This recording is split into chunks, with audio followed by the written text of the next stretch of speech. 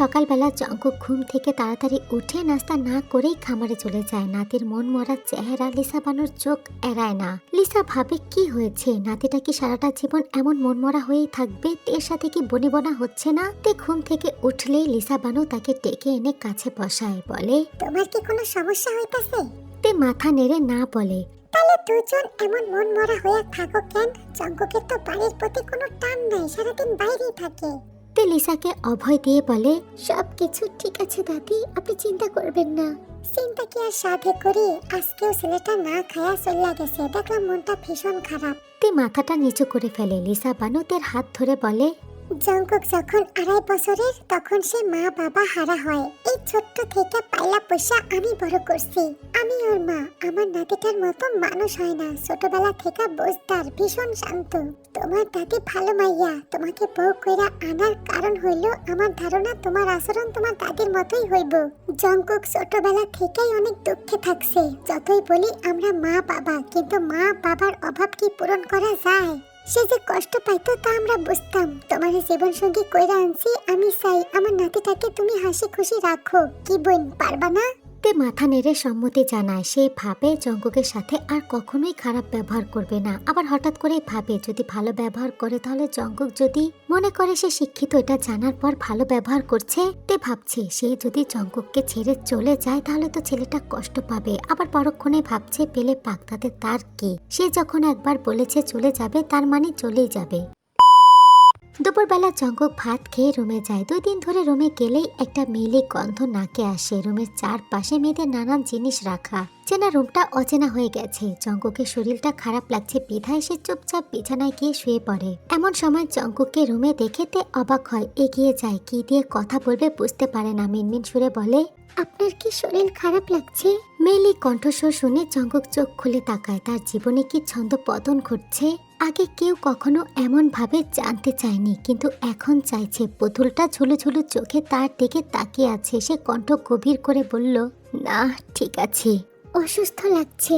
তেমন কিছুই না, একটু ঘুমালে ঠিক হয়ে যাবে।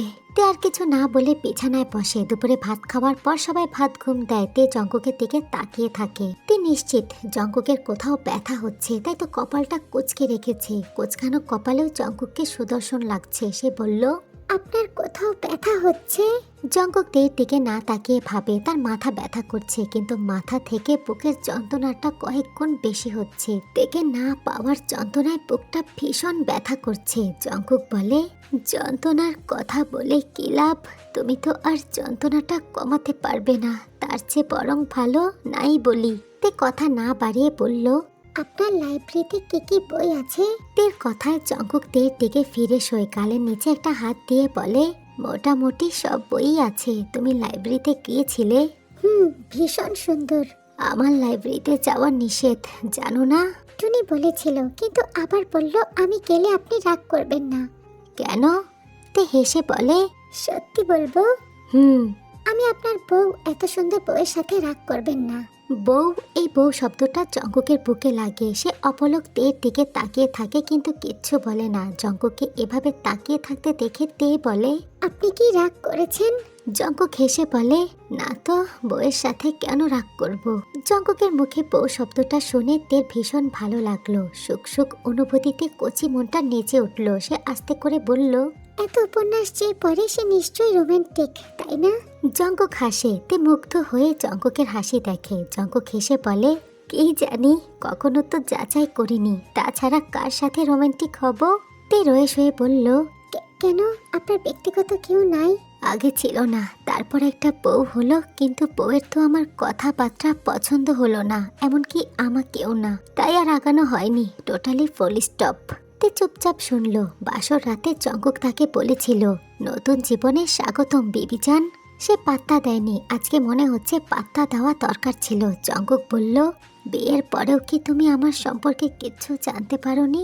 না তো, কিচ্ছু বলেনি। শোনা কথা যা আমি শুনেছি তা তো আপনাকে বলেছি। আচ্ছা, আমিও তো তোমার সম্পর্কে কিছুই জানি না। আমি তে, এবার এইচএসসি পরীক্ষা দিয়েছি, ভার্সিটির জন্য অপেক্ষা করছি, আর কিছু না। চঞ্চল তের দিকে জঙ্কুক অপলক তাকিয়ে থাকে। মেয়েটার কাছে আসলেই তার শরীরের তাপমাত্রা বেড়ে যায়। হাত পা অসাড় হয়ে আসে। রক্তের প্রত্যেকটা কণিকা কাছে টানার তীব্র আন্দোলন জানায়। কাছে বউ থেকেও তাকে ছুতে না পারার যন্ত্রণা সে হাড়ে হাড়ে টের পাচ্ছে।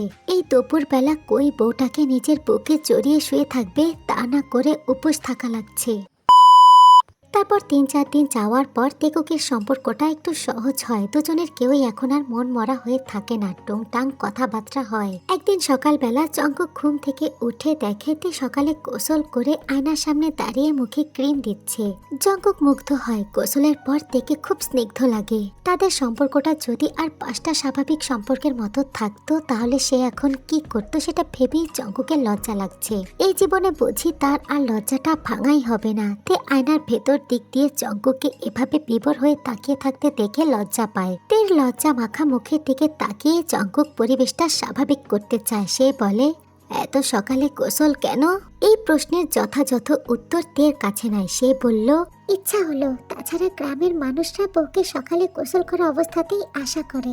জঙ্কুক থেকে লজ্জা দেওয়ার জন্য ইচ্ছা করেই বলল, তুমি তো তেমন কিচ্ছু করনি, খালি খালি গোসল করলে। লাজুক জঙ্কুকের মুখে এমন কথা শুনেতে হতবাক হয়ে তাকিয়ে থাকে। খানিক পরে বিড়বিড় করে বলে, আপনি বেশি বোঝেন। জঙ্কুক হতাশার সুরে বলে, বেশি আর বুঝলাম কই, বউকে কাবুই করতে পারলাম না, আমার আবার বেশি বোঝা। তে মুচকি হেসে বলে, বউকে কাবু করতে চান, অনেক ঝামেলার ব্যাপার কিন্তু।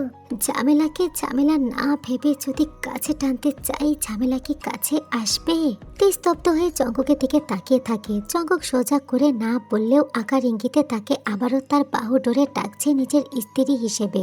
তে লজ্জা পায়। বিয়ের সময় জঙ্কুককে যেমন অসহ্য লেগেছিল এখন একটুও লাগে না, বরং চোখের সামনে থাকলে খুব ভালো লাগে। চোখের আড়াল হলে মনটা কেমন ছটপট করে। তে লজ্জা পেয়ে উঠে দাঁড়ায়। কাঠের ভারী দরজা সশব্দে খুলে বাহিরে চলে যায়। বালিকার লজ্জা মাখা মুখটা স্পষ্ট দেখার পরেও সে চলে যাওয়ার সঙ্গে হিসাব মিলিয়ে জঙ্কুক অন্য কারণ দাঁড় করায়। জঙ্কুক ভাবলো তে আবারও তাকে প্রত্যাখ্যান করেছে, হয়তো মুখে বলতে খারাপ লাগছিল তাই চলে গিয়ে বুঝিয়েছে। জঙ্কুক উঠে বসে। এভাবে ভাবলে তার মাথা ধরে যায়, অসহ্য অনুভূতি হয়। জঙ্কুক নাস্তা সেরে খামারের উদ্দেশ্যে বের হতে লাগলেই পেছনে পেছনে তে আসে। তাকে দেখে জঙ্কুক বলে, কোথায় যাচ্ছ? তে হেসে উত্তর দিল, আপনার সাথে খামার দেখতে আসি। জঙ্কুক গম্ভীর গলায় বলল, আজকে না, পরে নিয়ে যাব। তে জঙ্কুকের গম্ভীর মুখের দিকে তাকিয়ে এমন তরক কথা শুনে চুপ হয়ে যায়। মুখের ওপর বিষাদের ছাপ স্পষ্ট। মনটা খারাপ করে পেছনে ফিরতে নিলে জঙ্কুক বলে, আচ্ছা চলো। তের মুখে আবারও হাসি ফুটে উঠে। সে হাঁটতে থাকে। খামারে গিয়ে তে অবাক হয়ে চারপাশে দেখে। বিড়বিড় করে বলে, এতটা বিশাল খামার? জঙ্কুক আস্তে করে বলে, এভাবে বলতে হয় না তে, মাশাল্লাহ বলতে হয়। মাশাল্লাহ। তে ঘুরে ঘুরে খামার দেখে। 5000 ডিম পাড়া মুরগি, 5000 ব্রয়লার মুরগি, পাশে বিশাল দিঘি। জঙ্কুকের মোট কর্মচারী 8 জন, সবাই কাজে ব্যস্ত। তে মুগ্ধ হয়ে তাকিয়ে থাকে আর মনে মনে ভাবে তার স্বামী অনেক পয়সাওয়ালা। জঙ্কুক এক কর্মচারীকে চা বানাতে বলে দিঘির পাশে এসে বাঁশের তৈরি মাচাতে বসে। তে তার পাশে বসে বলে, আপনার খামার দেখে আমি মুগ্ধ হলাম। জঙ্কুক দীর্ঘশ্বাস ফেলে বলে, সব কিছুতেই মুগ্ধ হয়েছেন বেবিজান, শুধু আমাকে ছাড়া। তে জানে জঙ্কুক সম্পর্কটা স্বাভাবিক করতে চায়। এই যে প্রত্যেকটা কথার ইঙ্গিতে আত্মসমর্পণের রেশ। সে কথাটি ঘুরিয়ে বলে, এত পড়াশোনা করে এই খামারি হওয়ার চিন্তাটা কিভাবে মাথায় আসলো? টাকার জন্য। টাকার জন্য তো চাকরিও করা যেত। মাস্টার্স পাশ করার পর চাকরির জন্য 2 বছর পাগলের মতো পড়েছি, ইন্টারভিউ দিয়েছি, কিন্তু কোনো লাভ হয়নি। এদেশে চাকরি পাওয়া এত সহজ না। এদেশে শিক্ষার থেকে টাকা কথা বলে বেশি, তাই তো চাকরি হয়নি। দাদা ভাইয়েরও বয়স হয়েছে, উনি আগের মতো ঠিকঠাক কাজ করতে পারে না, তাই ভাবলাম দেশে কিছু করব। সেই ভাবনা থেকেই কাজ আল্লাহর নাম নিয়ে শুরু করে দিলাম। তারপর আল্লাহ আমার দিকে সহায় হয়, খামারের পরিধি বাড়াই। এখন মনে হচ্ছে চাকরি না হয়ে ভালোই হয়েছে। চাকরির থেকে ব্যবসা 1000 গুণে ভালো। চাকরিতে না হয় বড় জোর 40 থেকে 50,000 টাকা পেতাম, কিন্তু এখন ব্যবসায় মাসে লাখ লাখ টাকা গুনি, আলহামদুলিল্লাহ। তে মনোযোগ দিয়ে জঙ্কুকের কথাগুলো শুনে। জঙ্কুক যে খুব পরিশ্রমী তা তার কথাতেই বোঝা যাচ্ছে। তের খুব আফসোস হচ্ছে, এমন পাহাড় কঠিন মানুষটাকে কিনা সে দূরে সরিয়ে দেবে। অন্যমনস্ক হয়ে তে জঙ্কুকের কাছ থেকে বিচ্ছেদের ব্যাপার নিয়ে ভাবতে থাকে। ঠিক তখনই চা আসে। তারপর বাড়ি ফেরার সময় তে জঙ্কুকের হাতের আঙুল আঁকড়ে ধরে হাঁটে। জঙ্কুক তের দিকে তাকায়, মেয়েটাকে সে বুঝতে পারে না। মেয়েটা তার কাছ থেকে দূরে যাওয়ার বাহানাও খোঁজে, আবার তেমনি তার অজান্তেই তার ক্ষতটা খুঁচিয়ে তাজা করে দেয়। এই যে নরম হাতের আঙুলগুলো তার পুরুষালী শক্ত হাতের আঙুলে ঠুকিয়ে হাতটা শক্ত করে আঁকড়ে ধরে আছে, সে কি জানে তার বুকে যে ঝড় বয়ে যাচ্ছে। অবাধ্য ইচ্ছাগুলো তরতর করে রক্তে ধাক্কা দিচ্ছে। যদি সে বইটা হারায় তাহলে তের সর্বাঙ্গে নিজের ছোঁয়া মিশিয়ে দিতে একটুও দেরি করবে না। একমাত্র বিবিচান বলে কথা। মেয়েটা বোধহয় জানে না এসব, জানলে হয়তো এমন ভয়ঙ্কর খেলায় নামতোই না। জঙ্কুক নিজের বলিষ্ঠ হাতের মাঝে তে নরম কোমল হাতটা শক্ত করে চেপে ধরে। তে আবেশের চোখ দুটো বন্ধ করে নেয়। জঙ্কুক বলে, হাতটা যে ধরলা বেবিজান, আমি কিন্তু আর ছাড়বো না। তে কথা বলে না, শক্ত করে আঁকড়ে ধরে জঙ্কুকের হাত। জঙ্কুক মুচকি হাসে। এমন যদি হয় এই পরীটা তাকে ছেড়ে না গেল কত ভালো হতো। জঙ্কুকের ভাবনা অবসান ঘটে তের আস্তে করে কথা বলায়, হাতটা ছাড়ুন। রাতের বেলা জঙ্কুক বাড়ি ফেরার পর তের সাথে একটা কথাও বলে না। রাতে খাবার খেয়ে সোজা বিছানায় গিয়ে শুয়ে পড়ে। তে জিজ্ঞাসা করার পরও জঙ্কুক কোনো উত্তর দেয় না। তে কি করবে বুঝতে পারে না। জঙ্কুক তাকে পেছন দিক দিয়ে শুয়ে আছে। তে সাহস করে হাত বাড়িয়ে জঙ্কুকের হাতে ধাক্কা দিয়ে বলে, আমাকে বলুন। জঙ্কুক ফিরে না, ওই একই পজিশনে শুয়ে থেকেই বলে, কি বলবো? কি সমস্যা হচ্ছে? জঙ্কুক তের দিকে ফিরে চোখ খুলে তাকাইতে দেখতে পায় এক জোড়া রক্তবর্ণ চোখ। মাথা ব্যথা করছে। জঙ্কুক মাথা নেড়ে সায় জানায়। তে কি করবে বুঝতে পারে না, কিন্তু এই মুহূর্তে তার কিছু করা উচিত। সে বলে, আমি মাথা টিপে দেই। আচ্ছা। তে সরে জঙ্কুকের মাথার কাছে বসে। আস্তে করে জঙ্কুকের কপালে হাত রেখে মৃদু তালে মাসাজ করে দেয়। জঙ্কুক আরামে চোখ বন্ধ করে রাখে। তে জঙ্কুকের ব্যথাতুল চেহারার দিকে তাকিয়ে থাকে। জঙ্কুককে যত দেখছে ততই জঙ্কুকের প্রতি আলাদা মায়া তৈরি হচ্ছে, সম্মান বাড়ছে। তে আস্তে করে বলে, আরাম লাগছে? জঙ্কুক কোনো রকম কথাটি বলে। তে তার স্ত্রী, কিন্তু সেই স্ত্রী ধরা ছোঁয়ার বাহিরে। আজকে এত কাছে আসতেই তার দেহে শিরশির অনুভূতি প্রখর হয়। অ্যান্ড্রোনালির মধ্যে নিষিদ্ধ ইচ্ছাগুলো ক্রমশই মাথা চড়া দিয়ে উঠছে। শিরায় শিরায় অনুভূতির কড়া আন্দোলন চলছে। নরম হাতের স্পর্শ যেন জাদুর মতো মাথা ব্যথা গায়েব করে দিচ্ছে। সে তের দিকে গাঢ় চোখে তাকায়। এমন করে তাকাতে দেখে তে বলে, কি? তুমি খুব মিষ্টি বেবিজান, ভীষণ আদুরে। জঙ্কুক সরাসরি এভাবে কথা বলায় তে ভীষণ লজ্জা পায়। তে লাজুক মুখের দিকে তাকিয়ে জঙ্কুক বলে, কথায় কথায় এত লজ্জা পাও কেন বেবিজান? তোমাকে এভাবে লজ্জা পেতে দেখে লজ্জাপতি লতারাও লজ্জা পাবে তো। জঙ্কুকের মুখের বেবিজান শব্দটা থেকে এক অনুভূতির সাগরে ভাসিয়ে দেয়। তে অনুভূতির প্রখরতা আড়াল করে মুচকি হেসে বলে, বলেছে আপনাকে? প্রথম দিন যেভাবে কথা বলেছিলে আমি তো ভেবেছিলাম তুমি খুব ডেঞ্জারাস মেয়ে। এখন দেখছি সব ভুল ছিল। প্রথম দিনের কথা মনে হতেই তের মনে হয়ে যায় তার বিচ্ছেদের কথা সেদিনই পাকা করে ফেলেছে। না চাইতেও বিষাদের কালো মেঘ মনটা ছেয়ে যায়। সে বলে, প্রথম দিনে যে ব্যবহারই করি না কেন, যা বলেছিলাম তাই হবে। জঙ্কুক ওই কথাটা মনে করতে চায় না। এসব মনে হলেই তার কেমন যেন অশান্তি লাগে। সে হেসে বলে, তোমার হাতে জাদু আছে, মাথা ব্যথা ভালো হয়ে গেল। তে কপাল থেকে হাতটা সরিয়ে জঙ্কুকের চুলে হাত বোলাতে থাকে। জঙ্কুক মেয়েটিকে ঠিক বুঝে উঠতে পারছে না। এই বলল ছেড়ে চলে যাবে, এখন আবার আরেকটু জড়িয়ে নিচ্ছে। জঙ্কুক তের দিকে তাকিয়ে বলে, তুমি তো নিজেও জানো না তুমি কি চাও, তুমি কি বলো। আগে তুমি সিদ্ধান্ত নাও, তারপর কথা হবে। তে খাট থেকে নেমে গিয়ে জানালার কাছে দাঁড়ায়। আসলে সে সিদ্ধান্তহীনতায় ভুগছে। কি তার জন্য ভালো, সে কি চায় সেটা তার ছোট্ট মস্তিষ্কে ধরছে না। তে জানালার ধারে দাঁড়িয়ে একা একা বিড়বিড় করে, যেটা জঙ্কুকের বোধকাম হয় না। সে তো তাকিয়ে থাকে তার বিবিচানের দিকে। পরদিন সকাল থেকে মুষলধারায় বৃষ্টি শুরু হয়েছে। সকাল পেরিয়ে দুপুর হয়ে যাচ্ছে, বৃষ্টি থামার নামই নিচ্ছে না। বাড়ির পাশে জঙ্কুকের বড় খামারটা, সে পায়ে হেঁটে চলে গেছে বৃষ্টি মাথায় নিয়ে। তাকে বাড়িতে আটকে রাখা যায়নি। দুপুরের জন্য রান্না করার সময় হয়ে গেছে। লিসা, বানু আর টনি মিলে খিচুড়ির আয়োজন করছে। তে পাশের মোড়াতে বসে আছে। এক পর্যায়ে লিসা বানু বলল, তোমার বরের কিন্তু খিচুড়ি খুব পছন্দ। আগে তো বৃষ্টি হলেই বাহানা করতো, দাদি খিচুড়ি খাবো খিচুড়ি খাবো। এখন কাজের চাপটাই বাহানা করার সময়ই পায় না। তে মোড়া ছেড়ে উঠে দাঁড়ায়। জঙ্কুকের খিচুড়ি পছন্দ। সে বলে, দাদি আমি রান্না করি। তুমি পারো? না পারি না, দেখিয়ে দেবেন, আমি না হয় নাড়াচাড়া দিলাম। লিসা বানু খুশি হয়ে যায়, থেকে এটা ওটা এগিয়ে রান্নাটা দেখিয়ে দেয়। এক সময় বলে, জঙ্কুকের জন্য রান্না করতেছো তাই না? লিসাতের মনের ভাবটা বুঝে গেছে, বিধাইতে লজ্জা পায়, মাথা নাড়িয়ে সম্মতি দেয়। লিসা বানু বলে, আমিও তোমার দাদার জন্য নিজ হাতেই রান্না করতাম। কথায় আছে না, কাউকে নিজের পক্ষে আনতে চাইলে আগে তার পেট ভরাও। স্বামীরা কি চায় জানো? একটু যত্ন, ভালো রান্না আর গোছানো ঘর, তাইলেই দেখবা তাদের মেজাজ এমনিতে ঠান্ডা থাকবো। তে মনোযোগ দিয়ে তাদের কথাটি শোনে। রান্না শেষ করে রুমে যায়, সুন্দর করে সারাটা ঘর গোছায়। দুপুর তখন 12টা, বাইরে তখনও ঝুম বৃষ্টি। তের ইচ্ছা করছে বৃষ্টিতে ভিজতে, কিন্তু বাড়ির নতুন বউ বাইরে গিয়ে বৃষ্টিতে ভিজলে কেমন দেখায়, সেই চিন্তা করেই বাইরে না গিয়ে সে ছাদে উঠে যায় বৃষ্টিতে ভিজতে।